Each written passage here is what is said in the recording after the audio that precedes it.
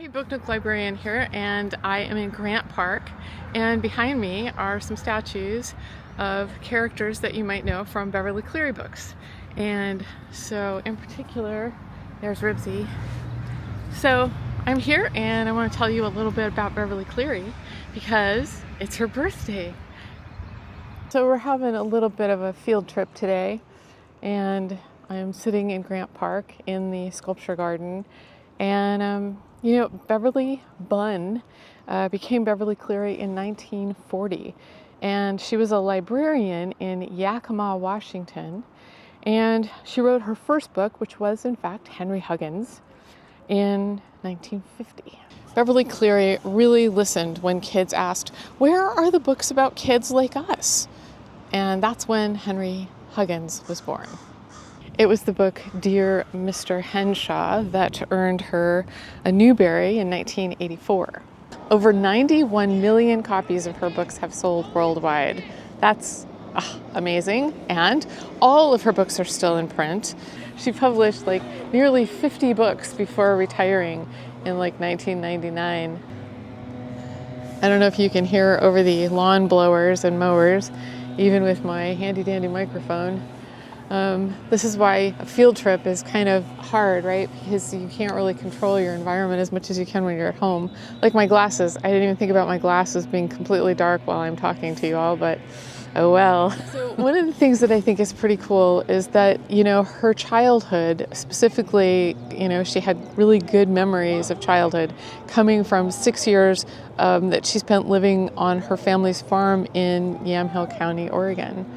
In her memoir, A Girl from Yamhill, she wrote that she just wanted to write about ordinary American children.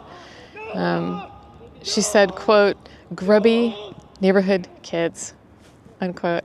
In her second memoir, which was My Own 2 Feet, she was really committed to ignoring trends in writing, and didn't want to let money influence her about writing her books.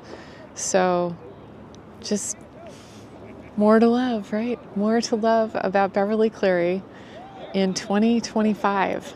So first off, many awesome things about Beverly Cleary, but in particular, she saw kids for who they are.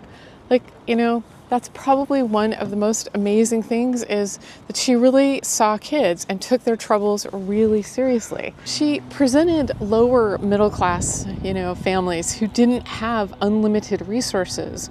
And remember when Ramona really wants to have a pair of red galoshes like all of the other girls, and she can't. Her parents just can't afford them. And remember that Henry gets a bike at a secondhand auction. I mean, it was realistic in a way that kids could just really relate to. Beezus, Ramona, Henry, Ribsy, just still happy kids, right? With vivid and passionate imaginations.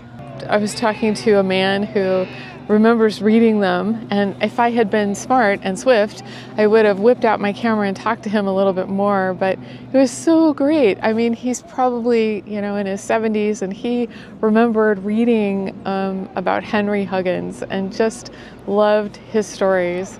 And it was like he was all of 7 years old again. It was just so endearing. So he was there with his granddaughter, and that also speaks to the fact that Beverly Cleary's books have been enjoyed by over 3 generations. It's awesome. What memories do you have of Beverly Cleary books?